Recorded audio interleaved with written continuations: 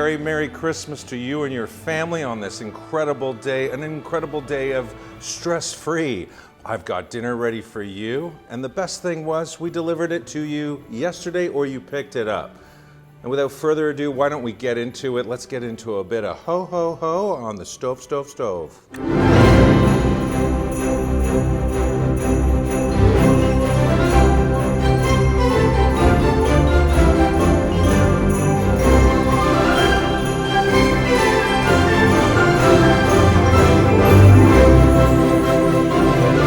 Remember, we're on course number 1, and more importantly, this is plated. So, you know, we're not doing a buffeteria, a cafeteria, or a line-uppy. We're gonna plate it all. So make sure, and part of this whole setup, you've got your first wave, which is gonna be 5 plates. You're gonna wanna go to the kit, which has been packed into the fridge, or you left it in the garage. Hopefully it's not minus 30 outside. As long as it's in the minus 5 degree, you should be fine out there. 1A and 1B. This is going to be the wedge salad. Crispy bacon lardon. We have a green peppercorn brioche croutons, sour cream Dijon herb citric dressing with it. Yes, I'm reading from the list. It's a little early this morning. Look at the setup I got here. Get yourself a cutting board.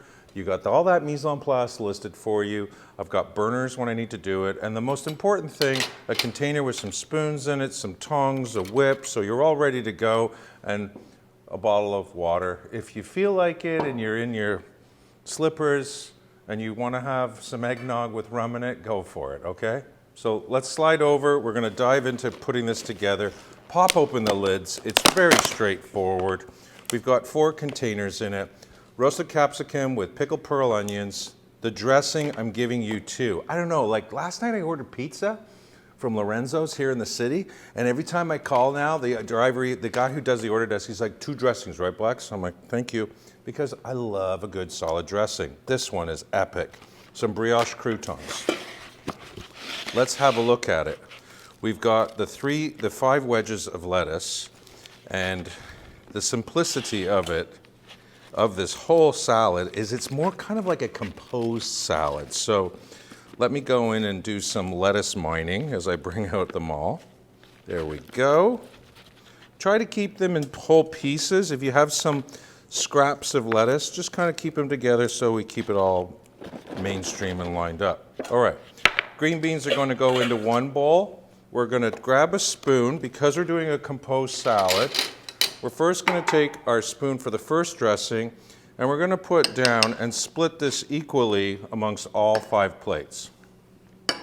Let's see if I don't screw this up. All right, yeah, that's pretty good. All right, so you're just going to go down and do one of those. Amazing. And remember, free dibs. Yum, yum. I love it. All right. Next, we're going to go ahead and put down your iceberg lettuce. Nice and crisp and fresh. You're going to put 1 down on each plate. Amazing. So, the next aspect of it, we'll just pop our lids on our garnishes and our dressing. What I would do is now just come with the beans. We don't even really need them in the bowl. You can keep them in the container. We're just going to put the green beans down on the plate. Pro tip for you, if you'd like, take your bacon and just go pop it in the oven so that you can render it out so it's not looking so, would I say, cold? You know, bacon is a simple thing, right? It's either you're going to get trigonosis or you're going to eat crispy bacon. There's only 2 ways to eat it. So, and I've got a little bit of fat on here, so the miracle of camera work, we're going to go warm that up right now. What a difference. Smells great too. Cold bacon, no smell. Literally it just smells like death? I don't know, but we're going to go with the smell of bacon's the best. All right, so the dressing that you have left over, you're going to put dollops down onto the lettuce.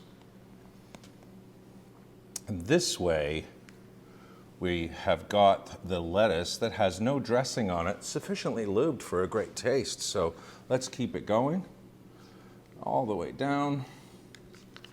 Lots of dressing for everybody.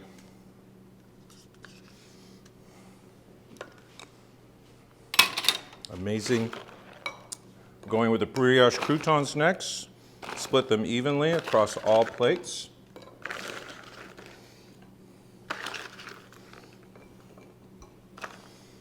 Maize balls. All right, and then we have, for color, but also for flavor, some roasted pickled capsicum. It's going to be much less than that. There we go. And then the ever classic, if you're a fan of Next, you know how much I love pickled turmeric pearl onions. So a couple of those down. Going to finish up with the bacon. Just evenly, again, distribute across the range. You know, the classic wedge salad, I'm not sure where it was invented, or shall I say created originally. I know it was somewhere in the stateside, but if you think you know or you got the answer, feel free to write in the comments down below. Was it Philly, Boston? All right, and we're just gonna give the salad the final curtsy or the final blessing with just some olive oil, just down on the plate, just to kind of brighten up everything and give that kind of mouthwater feel, look to it. Ladies and gentlemen, I present to you the Christmas wedgie. Merry Christmas.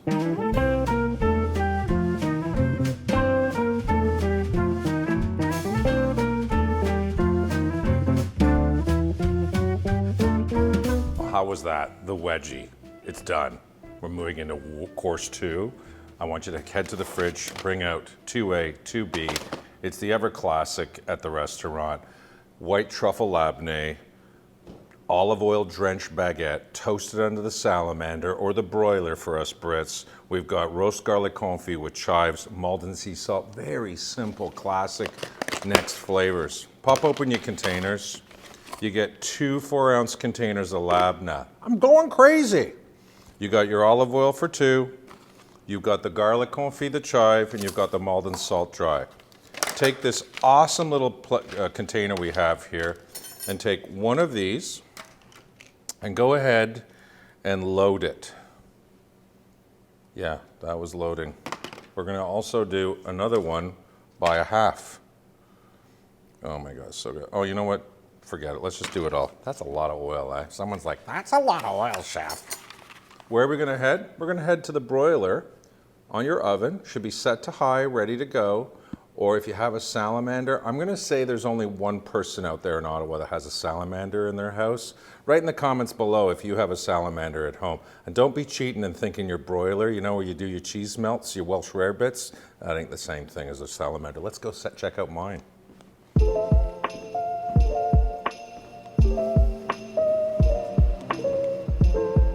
So that's a salamander, all right? So there's the challenge I'm putting out there. You just take your bread with the olive oil drenched on it, and you're just gonna pop it right.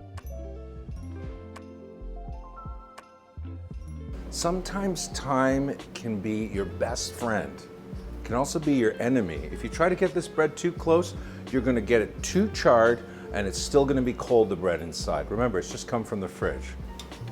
See, this is a beautiful thing about it. You get a little bit of warmth. This is why chefs just love working near their stoves, and especially in the winter. So everything is cooking, you can see it live, it's extremely tactile. Oh yeah, look at that. So coming back out, see how beautiful the color is. It's gorgeous. Let's see how we did on our first try. I feel like the other side needs a little bit more. So we're just gonna hit it up one more time, just another turn. This is, if you are not following us on Instagram or Facebook, I'd encourage you to head over there and follow us, Next to Ottawa, and post a picture up. Show me how good your buns are. I want to see how toasty they are. We're not talking hot crust buns, okay? We're talking good old bread here, ace baguette, under the salamander. Show me you're golden. If you got black bits, don't be posting. Look at how it's like doing the little bubbles action there. That's, you know.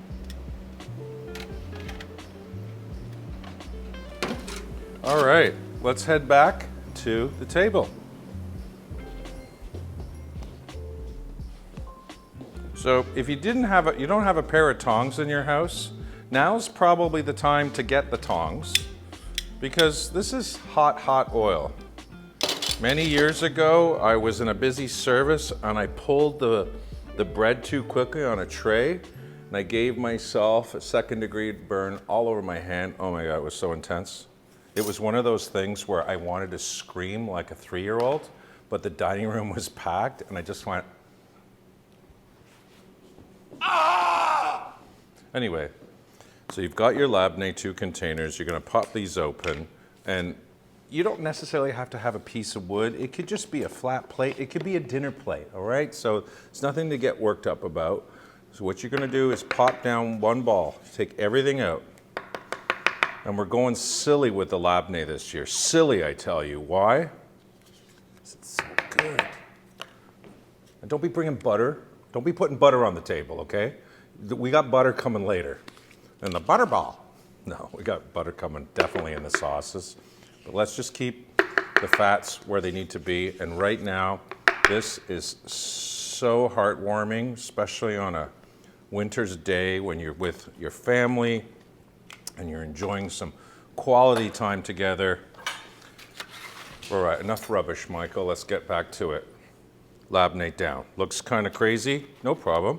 1, 2, 1, 2, 1, 2, 1, 2, 1, 2. Now check out the pan. We still have a considerable amount of olive oil. Yours might be down a bit because I'm definitely not going to leave that much on the table, but I want it so that you can have at least a tablespoon of oil. So I'm probably going to pull the oil back a little bit in the containers, not to be a stingy, just not to have leftovers. Okay, last thing, the garnishes, the garlic confit. You're just going to get your fingies, you're going to go in, you're going to drop these down, very clean action. That's that. And then the Maldon salt. Now remember, you always let salt dance from your hands. Not like that crazy Salt Bay guy. Oh my God, I was in London on a Saturday night going to one of the top restaurants, and we drove by and there was Salt Bay's restaurant. And you know what? Empty. It was kind of funny actually. And remember that guy? He was so viral with his silliness. I like to do it kind of out of the hand, like my hand's like a little grinder. And if you're not familiar with salt, Maldon sea salt, go get some. They're at all the grocery stores here. Textural, crunchy, incredible against the labneh. Go get it, everyone. Merry Christmas.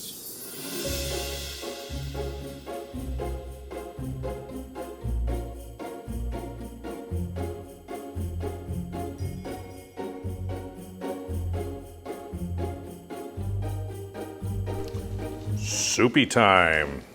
Wave 3, or course 3, a gorgeous little soup, sweet potato and parsnip puree. You're gonna go to the fridge, you're gonna bring out 3A and 3B. And really simple, we've got a liter of soup here. We've also, in this container, we've got our garnishes. So we have some turkey confit. So this is the leg from the turkey. The main course, you're gonna have the breast. So if somebody's grumbling about not getting the leg, maybe recheck when you put that soup in your mouth, because I have the turkey confit. This is a little bit of paprika, chili oil, not overtly spicy. And then we have a little gremolata done with citric, Parmesan cheese, and breadcrumbs crumbled out and toasted. So the miracle of working so rapidly as I do, I already have the turkey in a frying pan on medium heat. And what I'm doing here is I'm crisping it out. I'm literally letting the fats release from the leg so I can get some great color in there. This is a great time for you to practice your frying pan chucking or your sauteing action. So look, once I flip that over, you've got way better color going in there, okay? So look, that's your soup. It's come to a rolling boil. We've got the turkey. And you know, when you're getting things sorted, there's a great line I heard when I was just in London last week. Went over with my wife just for a little break before we went into this busy season. And on the tubes, the subway systems, they always have these crazy lines that they use on it. And the line that I loved the most was, you can just be walking along the platform and all of a sudden it would come over, see it, say it, sort it. And you're like, that's brilliant. Well, it's the same thing when it comes to the soup here. You see it, you say it, and what do you say? You say, yeah, need to salt that, a little bit more salt, maybe less salt. But remember, the turkey confit going with this, with a gremolata, woo! What a great line, remember that. Let's make that a Canadian tradition. See it, say it, salt it. Right, get over here, divide your soup equally amongst 5 bowls. Oh, by the way, if there's only 4 of you, just top everybody up a bit. Now, once we get that all down, and look, it's quite plentiful, and you don't need a lot, right? We're not like, we have to be conscious of the fact that you've probably been eating sweets all day. Part's done. There's the turkey. Remember that amazing Christmas present you got for yourself, your tongs? I am Latino, I love my cucarachas. You're gonna take your turkey and you're gonna pop it in. Look at this, look at that. Oh my God, that's the way you want it. So, you know, you wanna see that kind of texture. So, sure, I could have put the turkey in first, but trust me, you do that, you're gonna pour the soup over, you're not gonna see any of it. And then, all we got to do to finish this up here is take a little bit of this gremolata. Don't go crazy with it. It's more about texture. That breadcrumb with the citrus and the parmesan and the herbs just really kind of elevates and lifts the soup up. And then you've got your little paprika chili oil, and you're just going to do a whirly-do. Yeah, a little schwinky-schwonk, a little blippy-plop. There you go. Kind of give it that little 1989 restaurant finish. Wipe the edges of your plate. Remember, walk into the room with the soup. Look at your uncle, Uncle Ted, right? We all have an Uncle Ted, and be like, "Hey, Uncle Ted, you're up, main course, ladies and gentlemen, the soup, turkey confit soup with sweet potato, parsnip. Get it going."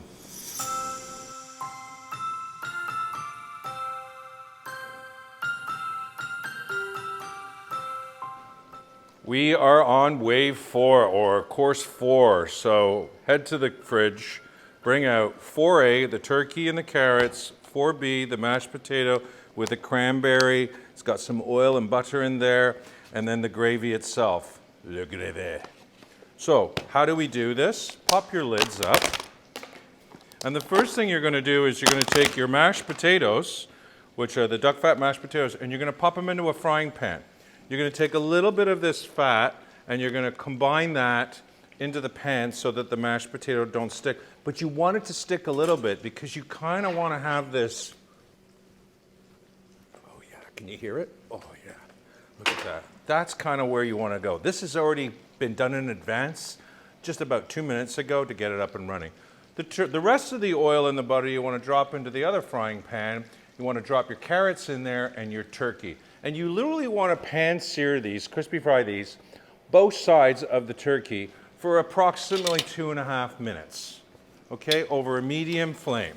So check it out. I've been in here now for approximately 5 minutes. The turkey's looking gorgeous. Look at that. So it's a little ballantine of turkey stuffed with the stuffing. So again, everything that you get in a traditional help yourself turkey, we've portioned it, we've got it all set up and ready to go for you. With all that cooking, let's check out 4C with the gravy. You're just going to take this and pop it into a pot. And you're just going to bring that up to a full boil, and you just want to put that on the burner.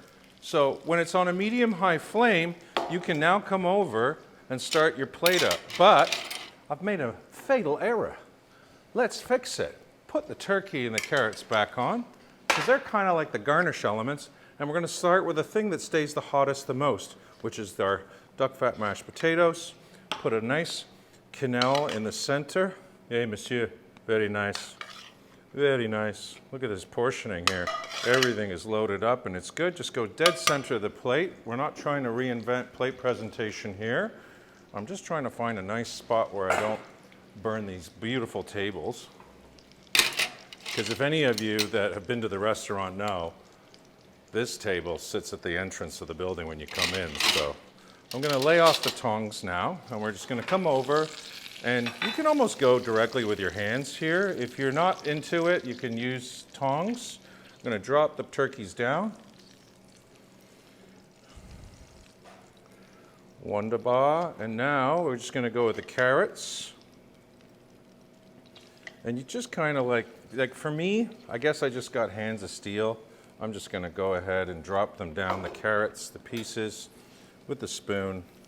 And you kind of want to get them loaded up to the right. And why is that? Because I said so. And then we go here, fry out of the way. While we've been doing all that, the gravy is almost to a boil. So now we come back and we've got our cranberry sauce. So if you've got little spoons in the house, fantastic. If you just want to knock it down on the side, you could do that too. Just go boom. Doesn't that look pretty? Simple. Boom. Excellent. And now we just come back and we're going to go ahead and sauce. 1, 2, 1, 2. Remember, we're giving you half a liter of sauce. So if you run out of sauce, I say maybe slow down a little on the sauce, because look, I'm probably putting down close to 60 ml on the plate. Look how much I still got left. Look at those plates. Run away, come here, run away, come here. Merry Christmas. Enjoy your turkey.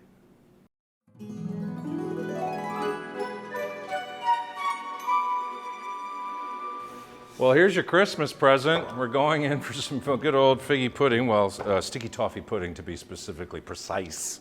And we're going to do it with a raisin caramel, rum raisin, I believe. And then we've got a ginger snap crumble with some meringue and the killer cranberry mallow. Yeah, look at it. Come on. 5B, 5A, go into 5B. Pop it out. Look at that. So let me just get all the lids off. Your box should be looking pretty full now with all those containers and everything. Can I say whoever's been naughty this year does the recycling? No, I'll let you figure that one out. So garnishes are set. Get yourself a teaspoon. And here's the simplicity of it. An oven set to 350 degrees. You're going to pop these on a tray. Put a little bit of oil down on the tray. We didn't include the oil, or a little bit of parchment if you wish. Pop that in an oven at 350 and let it go for about 15 to 16 minutes. You might have to flip them over. They're warm, they're gorgeous. This is how we want to eat a sticky toffee pudding. We've done them in little brioche molds, fantastic. Oh, look at that, they're already ready to go. That's amazing. So they're good to go. And then for the caramel sauce, we want to take the caramel sauce and pot it into a pot, because if you've got this in the fridge, it's pretty stiff. We don't want it stiff. We want it manageable so that we can kind of garnish with it and finish it all off. How you feeling? You feeling like you're ready to do some plating with me? All right, let's get it going. So we've got pink plates. And which way do I want to go with this? You could go any way you want with it, but I'm kind of feeling like I want to muck things up a little bit, so we're going to go like this. Somebody's like, it's pink on pink. Yeah, and it's also Christmas. It's your day. Do it your way. And if you don't have pink plates, well, it's going to look great. So just popping that down. Now, and I just have enough to get myself down 3 of these mallows. Mallow, liquid marshmallow. Dad needs one of these. Mom needs one of these. You need to have this in the kitchen. You can go to Home Depot or Rona. This is a blowtorch to do creme brulees that allows you to have the bottle completely upside down and have the flame run. Because if you know when you use those Camper Green bottles, as soon as you go over, the flame kills out. Not in this one. Watch what we do. So you can either go all golden, or you can do what I like to do. One there, one there, one there, one there. It's kind of the best of both worlds. You get some of the toast, you get some of the raw mallow. Whatever way you do it, it's mallow. Okay, grab your tray. This has come out of the oven. It's all gorgeous and gooey. I'm gonna pop one down for each person. And I believe do I have ice cream with this? No, I don't have ice cream. I'm getting confused with New Year's Eve. You'll have to click on a different web page to get that one. Popping that down. This is what happens when you do 2 demos in the same day. You kind of lose perspective. So much ooey gooiness going on here. Okay, so now the sauce over the top. Ooh, and just don't force it. Let it do its own dribble. What word am I going to come up for here? Spluggling. Spluggle. Going with a caramel spluggle down. Oh yeah, that looks so good. Oh. I can't believe I wrote this menu. It looks so good. And I'm missing my crumble. So just make sure you have a little spoon so you can make sure this is all kind of not chucked together like stiff. And then just give a little dust. There's a lot in here. We'll probably only give you half this amount. It is a lot. That's what's great about doing these demos, is that we can kind of like fine tune all our elements. Get yourself some Irish whiskey in your coffee. Get yourself by the fireplace. Merry Christmas, everybody. I hope you had a wonderful time. I did, showcasing this incredible menu to you.